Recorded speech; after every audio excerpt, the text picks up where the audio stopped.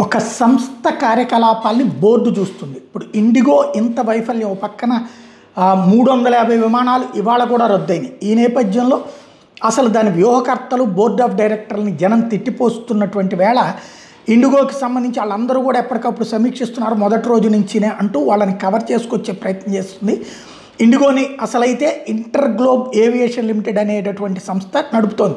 Board of డైరెక్టర్స్లో మొత్తం 9 మంది ఉన్నారు. విమానయానం, ఆర్థిక రంగం, పబ్లిక్ పాలసీ తదితర రంగాల్లో అనుభవం ఉన్న వాళ్ళని అందులో పెట్టుకుంది. సంస్థ రోజువారీ కార్యకలాపాలు బోర్డు ప్రత్యక్షంగా జోక్యం చేసుకోదు, కానీ వ్యూహాత్మక నిర్ణయాల్ని అదే పర్యవేక్షిస్తుంది. మరి వాళ్ళు ఎందుకు పర్యవేక్షించలేదు 2 ఏళ్ల నుంచి అన్నదే అర్థం కాదు. ప్రస్తుత సంక్షోభ నేపథ్యంలో క్రైసిస్ మేనేజ్మెంట్ గ్రూప్ని ఏర్పాటు చేశారు, సిఎంజీ అంటూ. బోర్డ్ ఆఫ్ డైరెక్టర్స్లో ఎవరెవరు ఉన్నారంటే Vikram Singh Mehta, chairman, non executive independent director, 78లో ఐఏఎస్ అధికారిగా స్టార్ట్ అయ్యి 80లో రాజీనామా చేసి Brookings institute India centre executive చైర్మన్గా, షెల్ ఇండియా చైర్మన్గా, ఎల్ఎన్టీ, అపోలో టైర్స్ తదితర సంస్థలకు బోర్డు సభ్యుల్లో ఒకటిగా ఉన్నారు. Rahul Bhatia promoter plus managing director, IndiGo శాఖ వ్యవస్థాపకుడు, inter globe enterprises group managing director, కెనడాలోని వాటర్లూ యూనివర్సిటీ ఎలక్ట్రికల్ ఇంజనీరింగ్లో డిగ్రీ చేశాడు. సంస్థ వ్యూహాల్ని పర్యవేక్షిస్తుంటారు. 2016లో ఫోర్బ్స్ గ్లోబల్ గేమ్ చేంజర్ జాబితాలో చోటు సంపాదించారు. కానీ ఇక్కడ గేమ్ చేంజ్ని అర్థం చేసుకోలేకపోయాడు. Pallavi Shardul Shroff, senior lawyer, corporate న్యాయ వ్యవహారాల నిష్ణాతురాలు.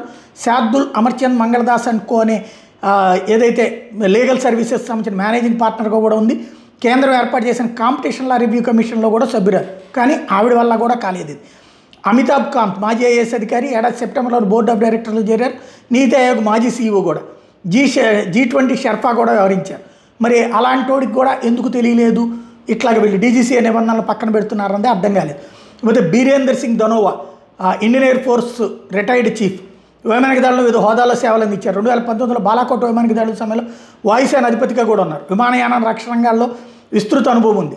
ఆయన కూడా దీన్ని కంట్రోల్ చేయలేదు. మైకేల్ జీ విటేకర్, వైమానిక రంగంలో 30 ఏళ్లకు పైగా అనుభవం, ప్రైవేట్ పైలట్గా పనిచేశారు. అమెరికన్ ఫెడరల్ ఏవియేషన్ అడ్మినిస్ట్రేటర్గా కూడా పనిచేశారు. యునైటెడ్ ఎయిర్లైన్స్లో కూడా వర్క్ చేశారు. అనిల్ పరాశర్, ఢిల్లీ యూనివర్సిటీ నుంచి economics graduate, institute of chartered accountants of India fellow member, Swiss ఎయిర్లో పనిచేశారు. నిధుల సేకరణ, పెట్టుబడిదారుల సంబంధాలు, దీర్ఘకాలిక ప్రణాళికలు వంటి కంపెనీ వ్యవహారాల అనుభవం కూడా ఉంది. గ్రెగ్ అల్బర్ట్ సారెట్స్కి, విమానయాన రంగంలో 36 ఏళ్లకు పైగా అనుభవం ఉంది. కెనడాకి చెందిన వెస్ట్ జెట్ ఎయిర్లైన్స్కి అధ్యక్షుడు, సీఈఓ. అంతకుముందు అలాస్కా ఎయిర్లైన్స్లో కూడా ఉన్నారు. ఆర్థిక వ్యవహారాలు, ప్రజా సంబంధాలు తదితర అంశాల మీద పట్టుంది. ఎం దామోదర్ దాస్, విశ్రాంత ఐఏఎస్ అధికారి, తమిళనాడు తిరుచిరాపల్లిలోని ఇండియన్ ఇన్స్టిట్యూట్ ఆఫ్ మేనేజ్మెంట్ వ్యవస్థాపక చైర్మన్, సెబీ చైర్మన్గా చేశారు. బ్యాంకింగ్ రంగంలో అనుభవం ఉంది. బయోకాన్ లిమిటెడ్, ఎల్ఎన్టీ తదితర సంస్థల్లో బోర్డులో కూడా పనిచేశారు. వీళ్ళందరూ తమకి భారీగా పలుకుబడి ఉంది కాబట్టి ఆ పలుకుబడిని అడ్డం పెట్టి కేంద్రం మీద ఒత్తిడి తేవడానికి ఇండిగో చేసేటటువంటి అతి తెలివితేటలకి సహకరించారా, వీళ్ళ పలుకుబడులను వాడారా అన్నదే ఇక్కడ డౌట్.